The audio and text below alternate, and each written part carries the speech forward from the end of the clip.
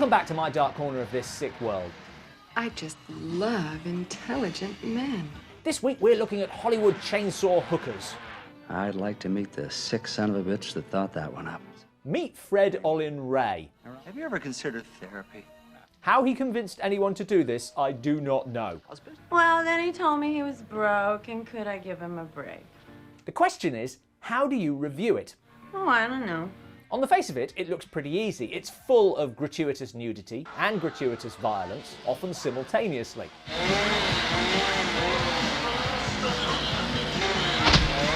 The parody pulp voiceover sounds like Raymond Chandler after a humour transplant.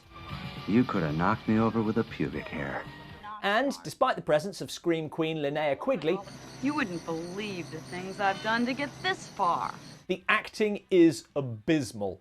Well, Hermie, it looks like your calendar idea was ahead of its time. More surprisingly, for a film called Hollywood Chainsaw Hookers, there is more talking in this than in an Alan Bennett monologue. Never ends. On top of that, while you might think this is a film about prostitutes getting their own back on men, It's our party. they've actually been indoctrinated into a cult. I had stumbled into the middle of an evil, insidious cult of chainsaw-worshipping maniacs. So the girls are getting exploited from every angle. These women are actually my minions. They do know how to fake a headbutt, but actually not. That was an accident, they just kept filming. You're not still sore about that headbutt, are you? So, why do I have a problem reviewing it? You idiot! Well, if I give it a bad review, and I'm certainly not going to give it a good one, Close, but no cigar. I know what people are going to say. It's called Hollywood Chainsaw Hookers. What did you expect? You're making a big mistake, you know. Saying something is gratuitous sort of implies that it's unrelated to the plot. So, in a film called Hollywood Chainsaw Hookers, what's gratuitous? You're a hooker, aren't you? Actually, every single female character is a hooker. Hey, you moron. I'm a lady. Some of them literally. Oh, except for the detective's girlfriend.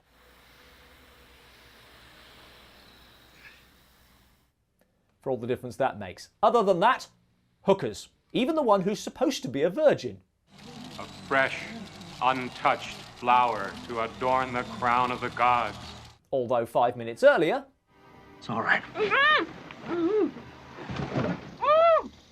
the men, meanwhile, never get down beneath the vest. Being a dick is a 24-hour-a-day job. Any other film, I could call this out as the obvious sexism it is.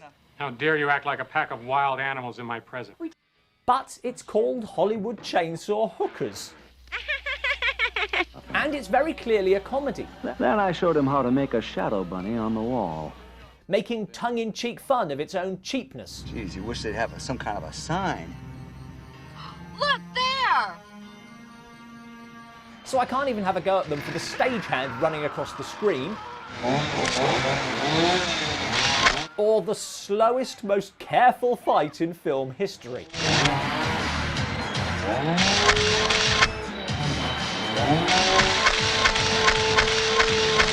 So either I deliver a sermon, That would have been awful. or I say, hey, it's Hollywood Chainsaw Hookers. What's not to like? Especially those beautiful... Ah, thanks. See? That's a compliment. I guess it all depends on the context.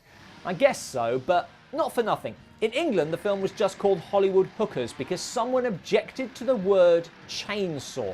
Oh, no! They also cut out all the chainsaw violence, leaving you with A, really not very much, Sorry, it's not a very exciting story. and B, a film even more laser-like in its focus on the hilarity of exploiting women. Yeah, these high-powered vacuum pumps with tits. And this was considered preferable. The things we choose to care about. Sometimes I get carried away. It's not that I think this is the worst film ever. Yeah, you know, I think you're right. I just don't like its attitude. I'm going to fuck your brains out. Thanks for watching. Subscribe for new movie reviews every Tuesday. What tool or household item would you base a cult around? Let us know in the comments below.